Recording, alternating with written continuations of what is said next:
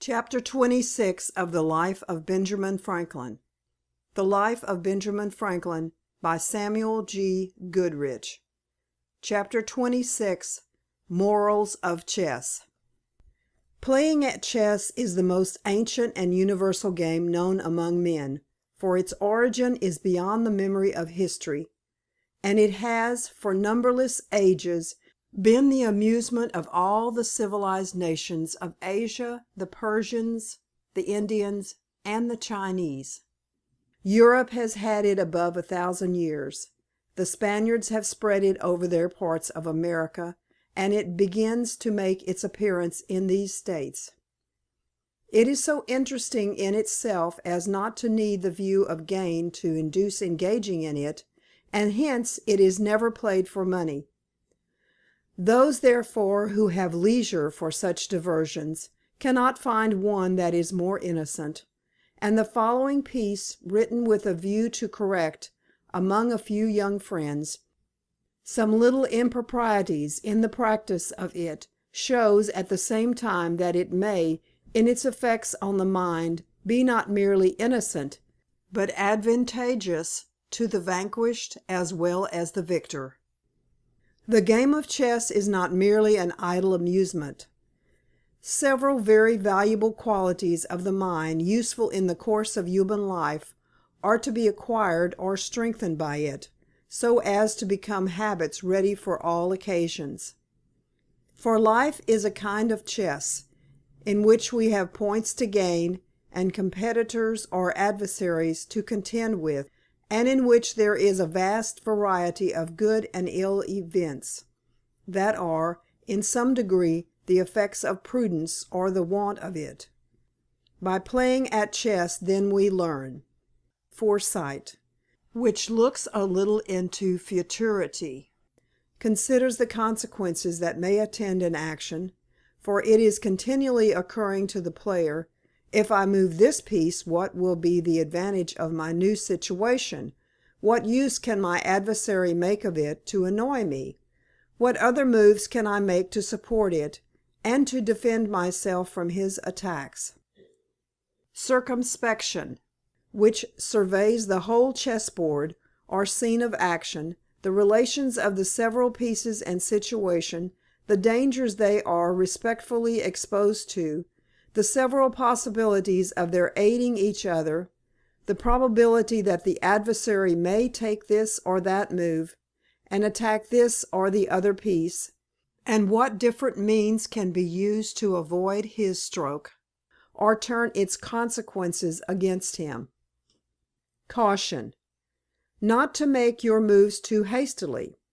This habit is best acquired by observing strictly the laws of the game, such as if you touch a piece you must move it somewhere, if you set it down you must let it stand, and it is therefore best that these rules should be observed, as the game thereby becomes more the image of human life, and particularly of war, in which if you have incautiously put yourself into a bad and dangerous position, you cannot obtain your enemy's leave to withdraw your troops and place them more securely, but you must abide all the consequences of your rashness.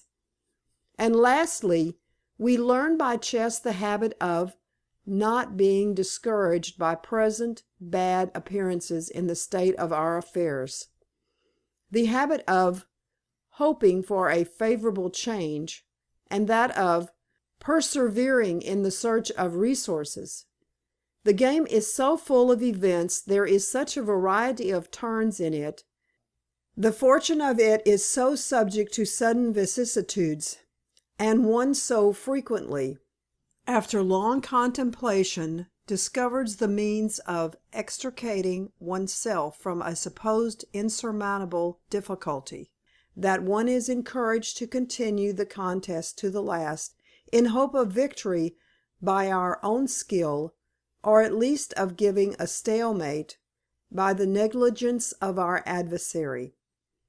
And whoever considers what in chess he often sees instances of, that particular pieces of success are apt to produce presumption, and its consequent inattention, by which the loss may be recovered, will learn not to be too much discouraged by the present success of his adversary, nor to despair of final good fortune upon every little check he receives in the pursuit of it. That we may therefore be induced more frequently to choose this beneficial amusement in preference to others, which are not attended with the same advantages, every circumstance which may increase the pleasure of it should be regarded, and every action or word that is unfair, disrespectful, or that in any way may give uneasiness should be avoided, as contrary to the immediate intention of both the players, which is to pass the time agreeably. Therefore, first, if it is agreed to play according to the strictest rules, then those rules are to be exactly observed by both parties, and should not be insisted on for one side, while deviated from by the other, for this is not equitable. Secondly, if it is agreed not to observe the rules exactly, but one party demands indulgences, he should then be as willing to allow them to the other. Thirdly, no false move should ever be made to extricate yourself out of a difficulty, or to gain an advantage. There can be no pleasure in playing with a person once detected in such unfair practices. Fourthly, if your adversary is long in playing, you ought not to hurry him, or to express any uneasiness at his delay. You should not sing, nor whistle, nor look at your watch, nor take up a book to read, nor make a tapping with your feet on the floor, or with your fingers on the table, nor do anything that may disturb his attention. For all these things displease, and they do not show your skill in playing, but your craftiness or your rudeness. Fifthly, you ought not to endeavor to amuse and deceive your adversary by pretending to have made bad moves, and saying that you have now lost the game, in order to make him secure and careless, and inattentive to your schemes. For this is fraud and deceit, not skill in the game.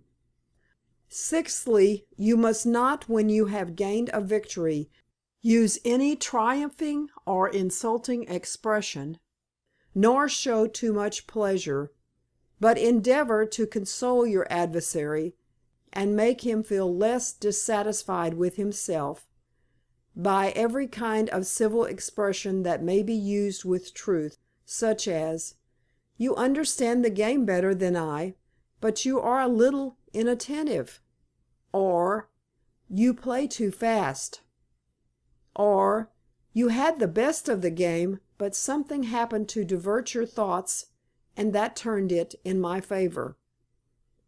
Seventhly, if you are a spectator while others play, observe the most perfect silence, for if you give advice, you offend both parties, him against whom you give it, because it may cause the loss of his game, and him in whose favor you gave it, because though it may be good and he follows it, he loses the pleasure he might have had if you had permitted him to think until it had occurred to himself.